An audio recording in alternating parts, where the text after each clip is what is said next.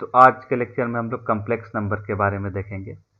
Okay, suppose करिए कि आपको एक इक्वेशन सॉल्व करना है, x squared is equal to a, जहां पर ए जो है एक पॉजिटिव नंबर है। ओके, ये 0 के बराबर भी हो सकता है। तो इसको सॉल्व करने के लिए हमको देखना होगा कि एक्स का कौन सा वैल्यू ले यहां पर, जिसको पुट करने के बाद हमको एक पॉजिटिव क्वांटिटी, पॉजिटिव ए मिल जाए यहां पर। ओके, तो देखिए इसका इंटरप्रिटेशन क्या है। ओके, ये जो इक्वेशन बना है इसमें दो साइड्स हैं, एक लेफ्ट हैंड साइड और एक right hand side. Okay, let us observe left hand side. Left hand side में हम देखते हैं कि कोई भी नंबर है एक्स, मान लीजिए कि वो एक्स ग्रेटर देन 0 है, मतलब कि एक्स एक पॉजिटिव नंबर है, लेट्स से कि पॉजिटिव नंबर है। ओके, इस केस में जब हम एक्स स्क्वायर्ड को फाइंड आउट करते हैं तो हमें पता चलता है कि एक्स स्क्वायर्ड जो होगा वो x multiplied by x. Since x positive है, ये एक्स पॉजिटिव है, तो प्लस इंटू प्लस मिलकर के हमको क्या देता है, प्लस एक्स देता है। मतलब अगेन ये ग्रेटर देन 0 हो जाएगा। Okay, clear? तो एक्स स्क्वायर्ड जो है वो ग्रेटर देन 0 हो गया। सिमिलरली सपोज करिए कि x जो है वो लेस देन 0 है, मतलब कि नेगेटिव नंबर है। उस केस में भी यदि हम ध्यान दें तो एक्स स्क्वायर्ड जो होगा वो कुछ इस तरीके से हम लिख सकते हैं, minus x times of minus x, क्योंकि हमने ऑलरेडी एक्स नेगेटिव लिया हुआ है, और माइनस मल्टीप्लाइड बाई माइनस ये कितना हो जाता है, प्लस, तो ये हो जाएगा अगेन प्लस एक्स स्क्वायर्ड, और again plus x squared greater than 0 होता है। ओके, तो ये तो बात क्लियर है। तो लेफ्ट हैंड साइड जो है इस इक्वेशन में वो कौन कैसा है, वो एक पॉजिटिव नंबर है। तो राइट हैंड साइड भी पॉजिटिव होना चाहिए, अदरवाइज मैथमेटिकली इम्बैलेंस हो जाएगा ये। ओके, तो एक्स स्क्वायर्ड है लेफ्ट हैंड साइड और वो पॉजिटिव नंबर है, इरेस्पेक्टिव ऑफ कि आप एक्स का क्या वैल्यू देते हैं, चाहे आप पॉजिटिव दें चाहे नेगेटिव दें, आपको हमेशा जो सॉल्यूशन मिलने वाला है वो पॉजिटिव ही मिलने वाला है। Okay, clear? इसी को हम लोग दूसरे तरीके से लिखते हैं कि x is equal to square root of a plus minus. इसका क्या मतलब है? इसका मतलब है कि जो हमने पहले बताया उसी चीज को हम दूसरे तरीके से यहां कहेंगे। मान लीजिए कि आप प्लस रूट ए सेलेक्ट करते हैं तो भी आपको जो सॉल्यूशन मिलेगा वो प्लस ए ही मिलेगा, या तो माइनस रूट ए एक्स के जगह पर आप सब्स्टिट्यूट करते हैं तो भी आपको जो वैल्यू मिलेगा वो राइट हैंड साइड प्लस ए ही मिलेगा। यदि ऐसा कंडीशन है, इन दो कंडीशन के अंदर हम कहते हैं कि इसका जो है एक रियल सॉल्यूशन है, इसका जो सॉल्यूशन है वो रियल नंबर है। ओके, और लॉजिकली पॉसिबल भी यही दिखता है, राइट, कि लेफ्ट हैंड साइड पॉजिटिव है तो राइट हैंड साइड भी पॉजिटिव होना चाहिए। अब हम थोड़ा सा चेंज करते हैं, इसमें हम क्या करते हैं कि इस इक्वेशन का सॉल्यूशन ढूंढने का कोशिश करते हैं, माइनस ए। ओके, जहां पर हमने कंडीशन दे रखा है कि ए जो होना चाहिए वो ग्रेटर देन 0, यानी कि एक पॉजिटिव नंबर होना चाहिए, पॉजिटिव नंबर होना चाहिए। और ये नेगेटिव साइन जो है हमने इंट्रोड्यूस किया है। तो यदि हम ध्यान दें तो राइट हैंड साइड का जो नंबर है वो ऑलवेज क्या है, नेगेटिव है। क्यों? क्योंकि माइनस टाइम्स इनटू, हमने ए को पॉजिटिव मान रखा है तो प्लस हो जाएगा यहां पर, तो प्लस माइनस कितना हो जाएगा, माइनस। इसका मतलब कि ये ऑलवेज कैसा नंबर रहेगा, negative. Okay, right hand side number को एनालाइज करते हैं तो हम देखते हैं कि ये अभी भी क्या है, पॉजिटिव है, राइट। मतलब हम असर्ट कर रहे हैं कि पॉजिटिव नंबर जो है वो नेगेटिव नंबर के बराबर है।